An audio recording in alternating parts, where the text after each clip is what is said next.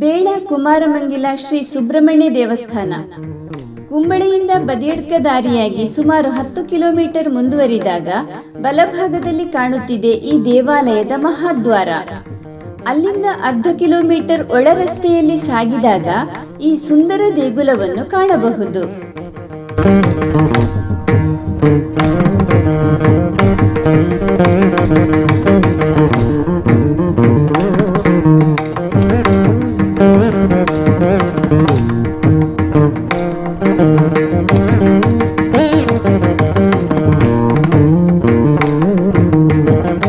ನಾಗದೋಷಗಳಿಗೆ ಪರಿಹಾರವಾಗುವ ಆಶ್ಲೇಷ ಬಲಿ ಇಲ್ಲಿಯ ಪ್ರಧಾನ ಸೇವೆ.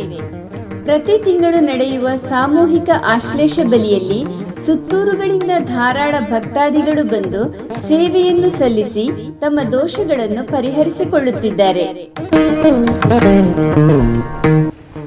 ಸುಬ್ರಹ್ಮಣ್ಯ ದೇವರು ನಾಗದೇವರ ಪ್ರತೀಕವಾಗಿ ನಾವೆಲ್ಲ ನಂಬುತ್ತೇವೆ.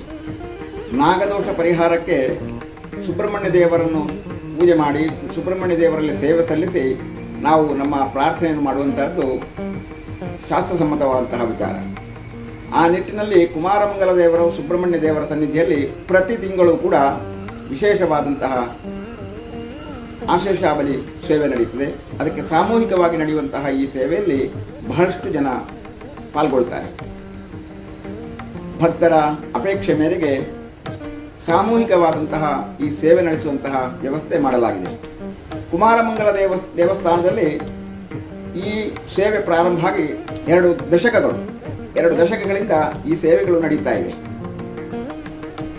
ಸುಬ್ರಹ್ಮಣ್ಯ ದೇವಸ್ಥಾನದಲ್ಲಿ ಇನ್ನೀತಿಗೆ ಬರುವಂತಹ ಸುಬ್ರಹ್ಮಣ್ಯ ಷಷ್ಠಿ ಎಂದು ವಿಶೇಷವಾದಂತಹ ಉತ್ಸವ ನಡೆಯುತ್ತದೆ. ಸಹಸ್ರಾರು ಸಂಖ್ಯೆಯಲ್ಲಿ ಜನರು ಬರ್ತಾರೆ. ಎಲ್ಲರಿಗೂ ಕೂಡ ಅನ್ನದಾನಾದಿಗಳು ನಡೆಯುತ್ತವೆ. ವಿಶೇಷವಾಗಿ ಈ ಆಶ್ಲೇಷ ದಿನವೂ ಕೂಡ ಎಲ್ಲರಿಗೂ ಕೂಡ ಅನ್ನದಾನದ ವ್ಯವಸ್ಥೆ ಇದೆ. ಸುಬ್ರಹ್ಮಣ್ಯ ದೇವರು ನಾಗದೇ ದೋಷವನ್ನು ಪರಿಹಾರ ಮಾಡುವಂತಹ ಶಕ್ತಿಯಿಂದ ಈಗಲೇ ನಾವು ಹೇಳಿದೆವು.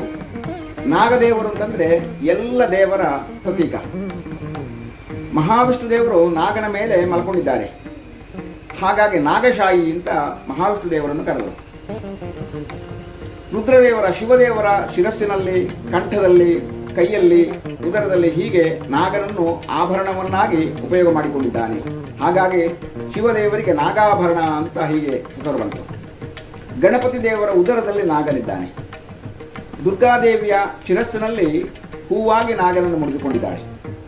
ಒಟ್ಟಿನಲ್ಲಿ ನಾಗದೇವರು ಎಲ್ಲ ದೇವರಿಗೂ ಕೂಡ ಅತ್ಯಂತ ನಿಕಟವಾದಂತಹ ಸಂಬಂಧ ಇರುವಂತಹ ಒಂದು ದೈವಿಕ ಶಕ್ತಿ. ನಾಗದೇವರನ್ನು ನಾವು ಕಣ್ಣಿಗೆ ಕಾಣುವಂತಹ ದೇವರು ಅಂತ ಹೀಗೆ ನಂಬುತ್ತೇವೆ. ಈ ನಾಗದೇವರಿಗೆ ನಮ್ಮಿಂದ ಕೆಲವೊಮ್ಮೆ ಅಪಚಾರ ಆಗ್ತದೆ. ಪ್ರಕೃತಿಯಲ್ಲಿ ಎಲ್ಲ ಜೀವಿಗಳಿಗೂ ಕೂಡ ದೇವರ ಅನುಗ್ರಹದಿಂದಲೇ ಬದುಕುವಂತಹದ್ದು. ಮನುಷ್ಯರು ಮಾತ್ರ ಅಲ್ಲ, ಪ್ರಕೃತಿಯಲ್ಲಿರುವಂತಹ ಎಲ್ಲ ಜೀವರಾಶಿಗಳನ್ನು ಸೃಷ್ಟಿ ಮಾಡಿದ್ದು ಭಗವಂತನೆಯ, ಅದನ್ನು ಸಲಹುವವನು ಭಗವಂತನೆಯ. ಆದರೆ ಮನುಷ್ಯ ತನ್ನ ಸ್ವಾರ್ಥಕ್ಕಾಗಿ, ತನ್ನ ಅಗತ್ಯಕ್ಕಾಗಿ ಕೆಲವೊಮ್ಮೆ ತಮ್ಮ ಪ್ರಕೃತಿಯನ್ನು ಪರಿವರ್ತನೆಗೊಳಿಸ್ತಾನೆ. ತನ್ನ ಅಗತ್ಯಕ್ಕಾಗಿ ಅದನ್ನು ಉಪಯೋಗ ಮಾಡ್ತಾನೆ. ಆ ಸಂದರ್ಭದಲ್ಲಿ ನಾಗರಿಗೆ ಕೆಲವೊಮ್ಮೆ ಬಹಳಷ್ಟು ತೊಂದರೆಗಳಾಗ್ತವೆ. ನಾಗನಾಶಗಳು ಸಂಭವಿಸ್ತದೆ. ನಾಗನಿಗೆ ಅಪಚಾರವಾಗ್ತದೆ. ತನ್ಮೂಲಕ ನಾಗ ಕೋಪಕ್ಕೆ ಎಡೆ ಬರ್ತದೆ, ಸಂದರ್ಭ ಒದಗಿ ಬರ್ತದೆ.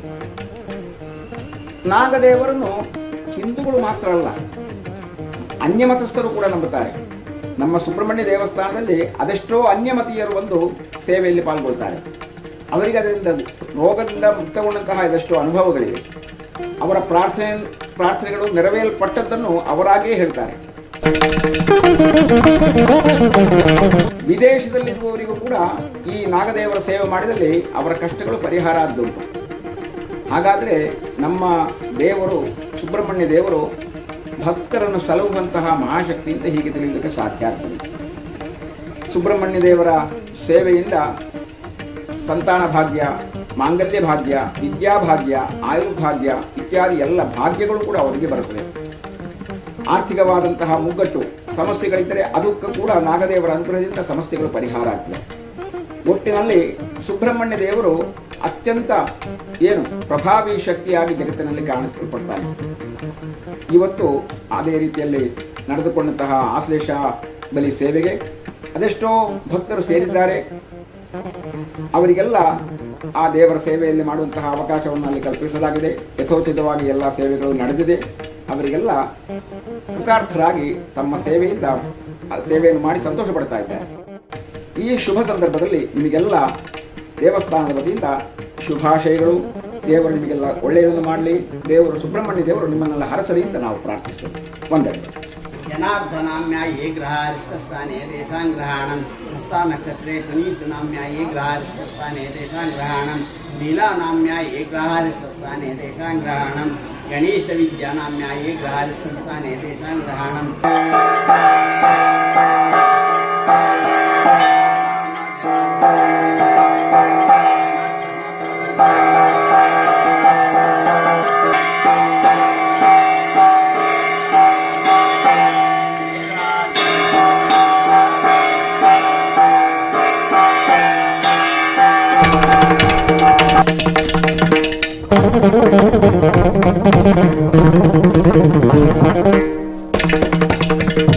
ಹಾಗೆ ಸ್ವಾಮಿ ಸನ್ನಿಧಿಯಲ್ಲಿ ವಿಶೇಷವಾಗಿ ಆಶ್ಲೇಷ ನಕ್ಷತ್ರ ಇಂದು ಸಾಮೂಹಿಕವಾಗಿ ಎಲ್ಲರೂ ಸೇರಿ ಆಶ್ಲೇಷ ಪೂಜೆಯನ್ನು ಸೇವೆಯನ್ನು ಮಾಡಿಸಿಕೊಂಡಿದ್ದೀರಿ. ಆ ಮಾಡಿಸಿಕೊಂಡಂತಹ ಸೇವೆಯನ್ನು ಸ್ವಾಮಿ ಸ್ವೀಕರಿಸಿಕೊಂಡು ನಿಮಗೆ ಬರುವಂತಹ ಸಮಸ್ತ ದೋಷಗಳೆಲ್ಲ ಪರಿಹರಿಸಿ, ಹಾಗೆ ನಿಮ್ಮ ಸ್ಥಳದಲ್ಲಿ ಬರುವಂತಹ ಸಮಸ್ತ ನಾಗದೋಷಗಳು, ಹಾಗೆ ಸಂತಾನ ಪ್ರಾಪ್ತಿಯಾಗಿ ಮಾಡಿದ್ದು ಹಾಗೂ ಆ ದಶಾಕಾಲದಲ್ಲಿ ಬರುವಂತಹ ದೋಷ, ಹಾಗೆ ಶನಿ ದೋಷಗಳು, ಹಾಗೆ ನಿಮ್ಮ ಸಂತಾನ ಪ್ರಾಪ್ತಿ, ಹಾಗೆ ನಿಮ್ಮ ಸ್ಥಳದಲ್ಲಿ ಬರುವ ಸಮಸ್ತ ದೋಷಗಳೆಲ್ಲ ಪರಿಹರಿಸಿ ಆಯುರಾರೋಗ್ಯವನ್ನು ಕೊಟ್ಟು ಮುಂದೆ ಉತ್ತರೋತ್ತರವಾಗಿ ಶ್ರೇಷ್ಠ ಅಭಿವೃದ್ಧಿ ಆಗುವಂತೆ ಆ ಸುಬ್ರಹ್ಮಣ್ಯೇಶ್ವರನು ನಾಗರಾಜನಲ್ಲಿ ಮಾಡುವಂತ ಪ್ರಾರ್ಥನೆ.